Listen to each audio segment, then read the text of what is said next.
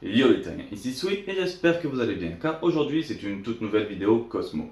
En effet, je parlerai encore de Dieu, mais de Dieu très particulier, il s'agit de Chara et Kitri. Ce voilà pour savoir tout à leur sujet, on commence direct, générique.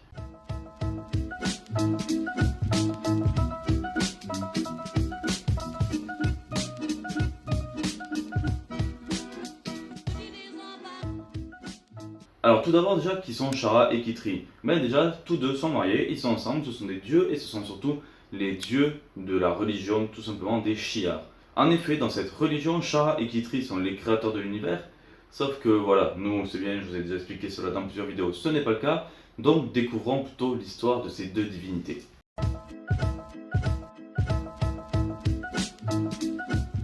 Alors déjà, il faut savoir une chose sur ces deux divinités, dès le départ, elles n'étaient pas ensemble, elles n'étaient pas amoureuses, elles étaient tout simplement en guerre. En effet, Chara et Kitri étaient toutes deux ennemies, mais un jour on les a forcées tout simplement à se marier.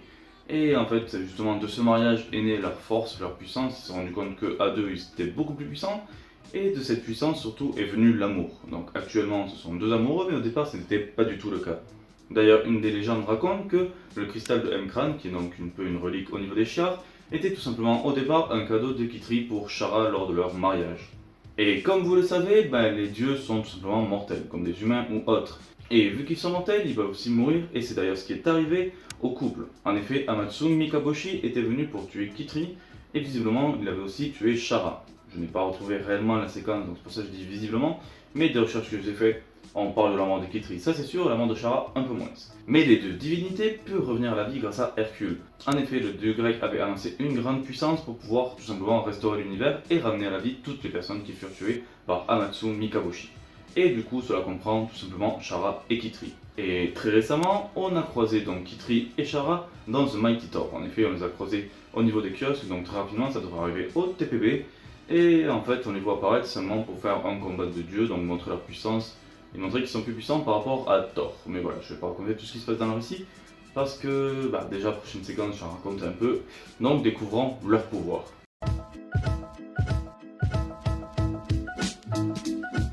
Vu qu'il y a très peu d'informations sur les deux divinités, on n'a pas grande d'informations. En tout cas, j'ai trouvé très peu d'informations au niveau de leur puissance et de leur pouvoir sur le net. Mais je vais surtout m'aider en fait justement de la lecture de Mighty Thor pour vous donner un aperçu de leur puissance. Alors déjà, tout d'abord, ils possèdent une force et une résistance surhumaine, parce qu'ils ont réussi à battre Thor directement à main nue, mais aussi ils ont réussi à battre Gladiator, qui est quand même une des personnes les plus balèzes qu'on connaît dans l'univers. Hein. C'est presque le penchant cosmique de Superman, donc ils ont déjà une super force. Pour la suite de leur pouvoir, c'est beaucoup plus compliqué parce que ce sont des choses qu'on découvre tout simplement donc, dans leur duel des dieux, mais c'est pas totalement affilié comme étant parmi leurs pouvoirs. Pour vous donner une idée, une des premières épreuves qu'ils font, c'est l'épreuve de cataclysme, où eux directement ils créent une vague énorme pour détruire une partie de Shantilar.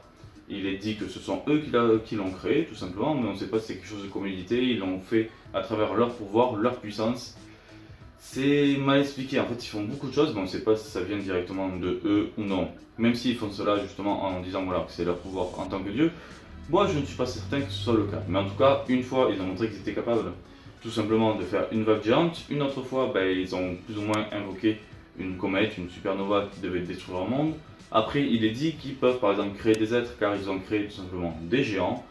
Ils ont aussi tout simplement créé des virus pour décimer un peuple, donc ils semblent avoir plusieurs pouvoirs, mais des pouvoirs du coup, si on regarde un peu l'étendue, on pourrait appeler des pouvoirs divins, sur le fait qu'en fait ce sont des pouvoirs qui, bon d'un côté sont là surtout pour détruire, mais pour faire beaucoup de choses, soit ils ont créé des créatures, soit ils ont créé des catastrophes, donc c'est pas totalement des pouvoirs définis, c'est pas par exemple tiens ils maîtrisent les éclairs, ils maîtrisent seulement le vent ou la télékinésie, vu que ça semble être dans les pouvoirs de création pour pouvoir créer tout et n'importe quoi.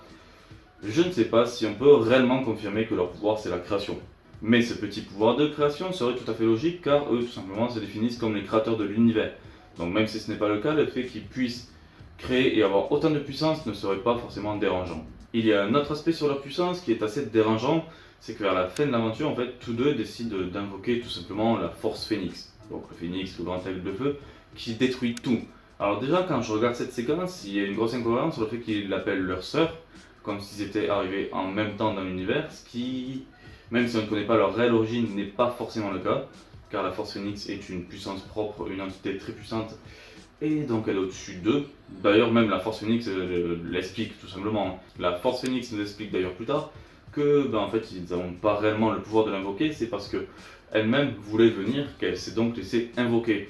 Mais ça voilà, ça c'est un aspect pour dire que voilà, ils peuvent pas réellement l'invoquer, mais ce qui est bizarre et incohérent, c'est de dire que c'est leur sœur. Car en fait, si on suit un peu la logique, normalement, vu que ce sont pas réellement des entités, mais plutôt des dieux, ils sont arrivés directement à la création de cet univers. Et le problème, c'est que la Force Phoenix, elle, existait déjà bien avant, mais ça, on verra dans un autre épisode. Donc, il y a une petite incohérence par rapport à ça, mais sinon, leur puissance et leur pouvoir sont vraiment liés à tout ce qui est création, destruction ou autre, mais réellement, on n'en a pas vu l'étendue. Du coup, maintenant, on va voir plutôt leur place dans la cosmologie Marvel.